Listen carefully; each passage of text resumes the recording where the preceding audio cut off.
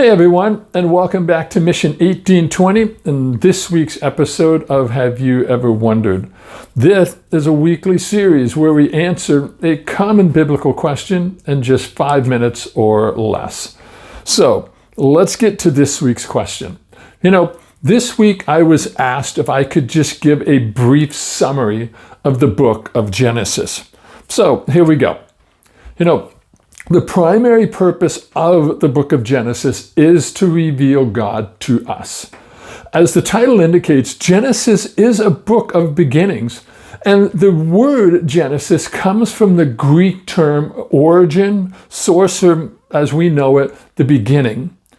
Genesis is also considered to be the foundation of the entire Bible, and the first of the 5 books known collectively as the Torah in Hebrew and the Pentateuch in Greek. This makes up the Mosaic Law.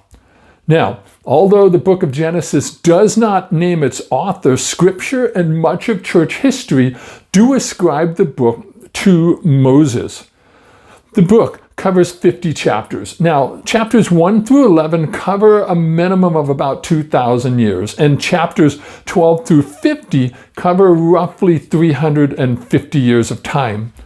Now, the book outlines the creation of the world and the origin of humanity, as well as the early history of mankind.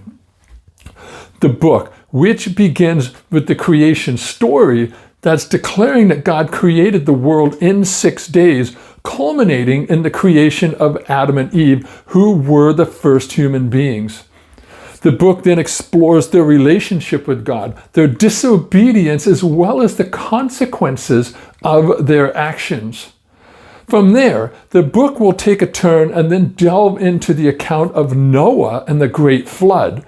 And this is where God has decided to destroy the sinful world he created and spare only Noah, his family, and a pair of every kind of animal that is living on earth. After the flood, God makes a covenant with Noah, and he promises never to destroy the earth in the same way again. Now, as you move through the book, you're going to encounter one of the important central figures in the book of Genesis, and that is Abraham, who is considered the father of the Israelite nation. Now, God makes an unconditional covenant with Abraham, which is called the Abrahamic covenant. This is promising to make Abraham the father of a great nation. Genesis then follows Abraham's life, his test of faith, as well as the eventual birth of his son Isaac. The story continues with Isaac, his wife Rebekah, and their twin sons Jacob and Esau. Jacob, despite his deceitful nature, does receive God's blessing and becomes the father of the 12 tribes of Israel. Genesis portrays the struggles and successes of the descendants of Jacob, particularly the story of Joseph, who was one of his sons through Rachel.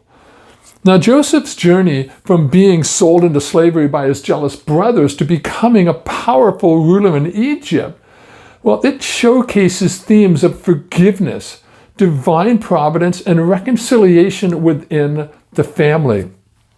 Now, overall, the book of Genesis encompasses a wide range of narratives, those including the creation, the fall of humanity, the flood, there's divine callings, God promises, family dynamics, as well as the beginning of the Israelite nation.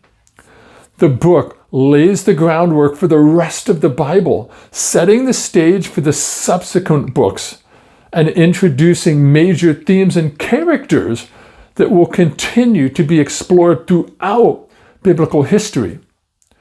Now, I hope this little short introduction will help you gain just a little better understanding and some insight into the book of Genesis as you begin your own study of the book.